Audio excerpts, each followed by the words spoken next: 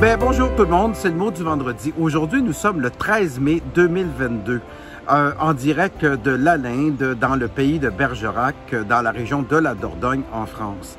Ça fait un peu plus que 6 mois d'absence de ces mots du vendredi-là, que j'avais l'habitude de faire à toutes les semaines pendant presque 18 mois. Une aventure qui a commencé au début de la pandémie.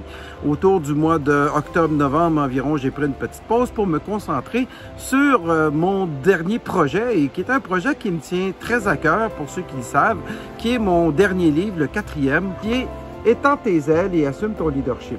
C'est un projet qui me tenait très à cœur parce que à l'intérieur de ce projet-là, vous avez grosso modo 15 ans de coaching que j'ai pu mettre dans une histoire. Et bon, depuis ce temps-là, le livre a été publié, la distribution et la vente vont bien, je suis super heureux. Et là maintenant, maintenant que j'ai cet espace-là, ça me permet avec vous de continuer à diffuser ce message-là d'une façon hebdomadaire et de pouvoir rentrer un petit peu dans vos vies et de vous faire vivre un peu ce que je vis. L'Alinde, c'est un petit village, comme je disais, dans le pays de Bergerac, qui a été fondé, qui est une bastide, fondée entre le 13e et le 14e siècle, qui était des places fortes à l'époque, soit française, britannique. Et ce qui est particulier à l'Alinde ici, c'est que le marché du jeudi se tient depuis 700 ans. Ça fait 700 ans que ce marché se tient là, à tous les jeudis, que c'est très très rare, même malgré la guerre, malgré les guerres, malgré bien sûr la pandémie plus récemment, mais à toutes les semaines, le jeudi, ça a été le grand marché de l'Alinde. Donc une tradition qui se perpétue là, au fil des années, et ces traditions-là deviennent l'entité même du village ou l'identification même du village.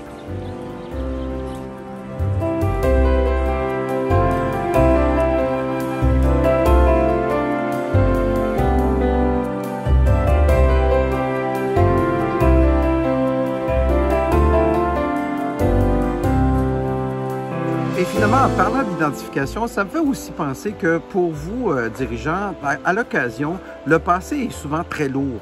Et le passé de la tradition est important. Et on voit beaucoup dans les pays ici, comme la France ou ailleurs, où les entreprises se perpétuent de génération en génération. Et ce passé lourd-là est souvent difficile à comprendre pour, justement, ceux qui n'ont pas de passé. Donc, dans certaines circonstances, le passé nous pousse et nous force à aller plus loin.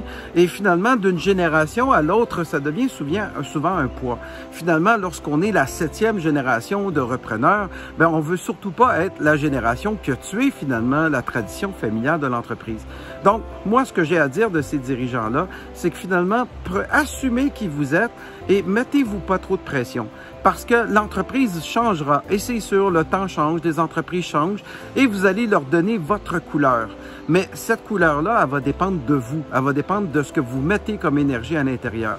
Donc, c'est ce délicat équilibre-là qui est souvent à prendre entre qu'est-ce qu'on garde des traditions et qu'est-ce qu'on prend dans la modernité.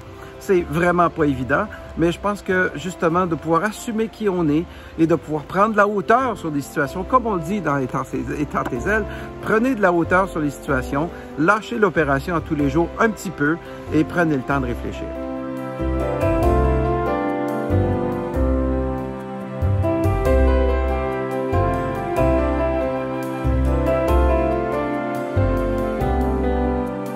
Alors tout le monde, je vous souhaite donc une très belle semaine et finalement, à la semaine prochaine. Ciao tout le monde!